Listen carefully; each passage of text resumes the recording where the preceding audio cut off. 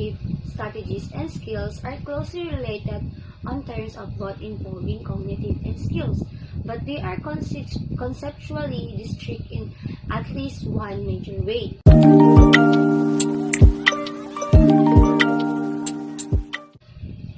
Clear about the task, determine the strategies like graphic organizer, take notes, draw a picture or diagram, or identify what they are really need to do.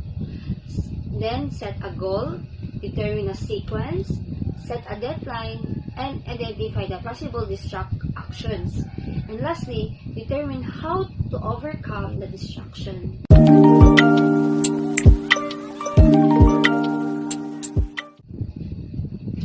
Expository teaching.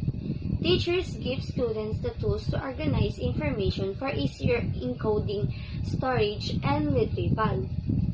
Teacher exposes students to underline and selective interrelationship in cognitive learning to help students come up with the correct conclusion.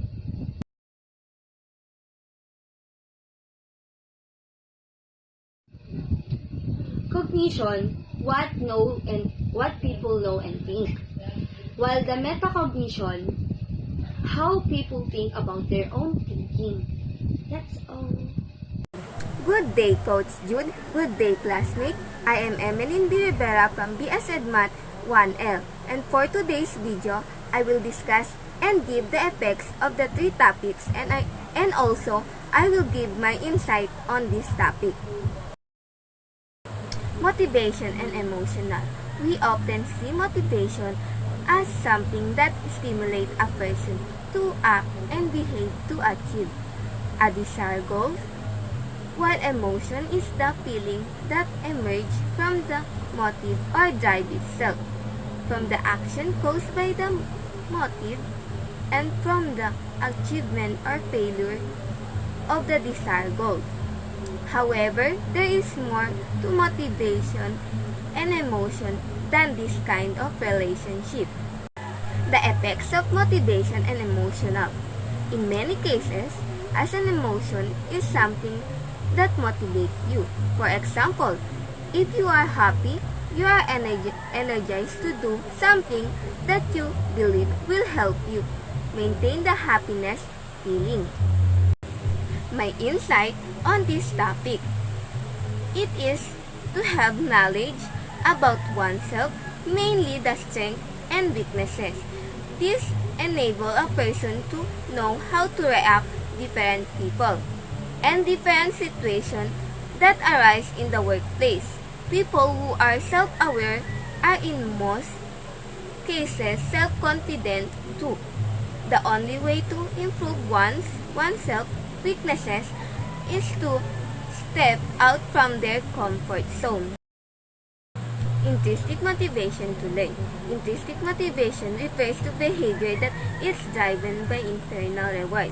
In other words, the motivation to engage in a behavior arises from within the individual because it is naturally satisfying to all people.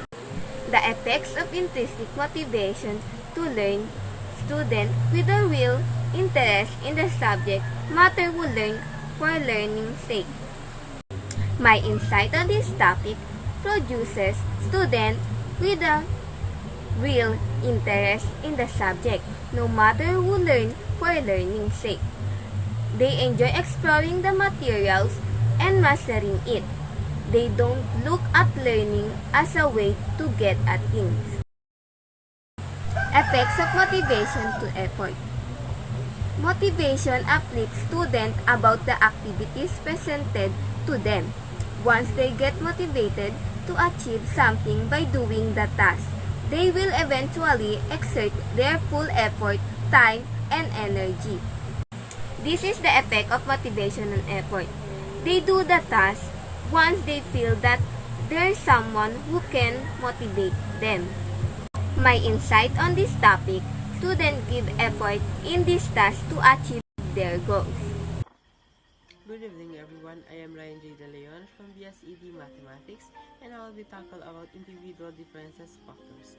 So first, we have individual differences in learning. Learners have different strategies, approaches, and capabilities for learning. Individuals are born with and develop their own capabilities. We have also the types of individual differences. We have differences in intelligence, differences in attitude, differences in achievement, physical differences, difference in account of sex.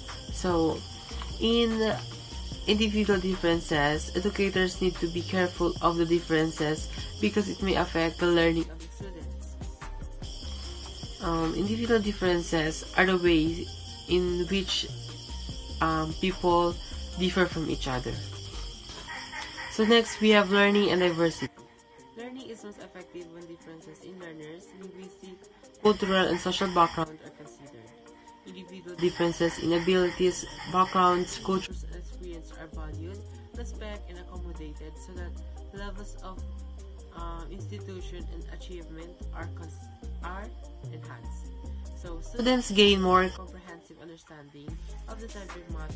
It teaches students how to use their own strengths and points of view to contribute in a diverse working environment. So diversity is everything that makes people different from each other.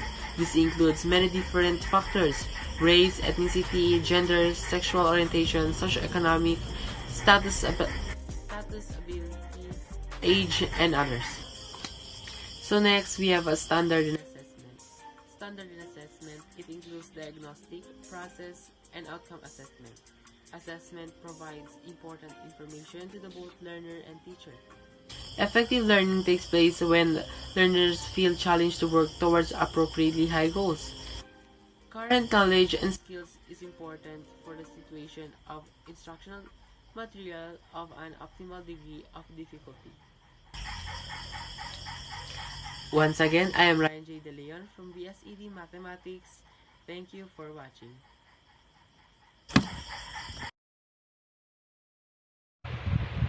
Good day, Coach Jude. Good day, classmates. I am Christina Manalo from 1L BSED Mathematics.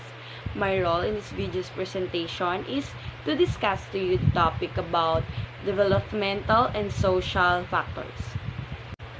The first factor is about the developmental influences on learning. As an individual, there are different opportunities and constraints for learning. So, the awareness and understanding of developmental differences among children with or without emotional, physical, or intellectual disabilities can facilitate the creation of optimal learning contexts. So, the effect of these developmental influences on learning on the children is that it helps them know the development things that are needed as a developed individual. And the second one is about the social influences on learning.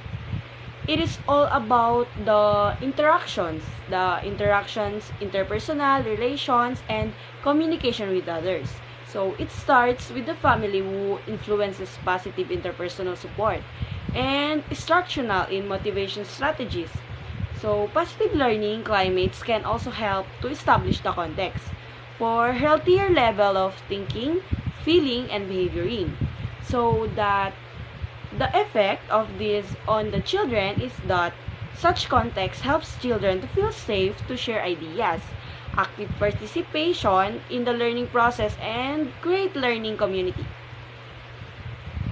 What I learned in the 14 learner-centered psychological principle, it is provide a framework for developing and incorporating the components of new design. It is also helping us to improve our participation and retention of knowledge.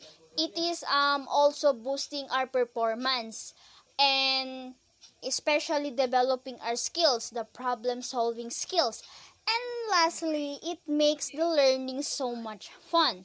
These principles isn't intended or not only apply for children or teachers. It is also applied to all administrators, to parents, and to the community member involved in our educational system.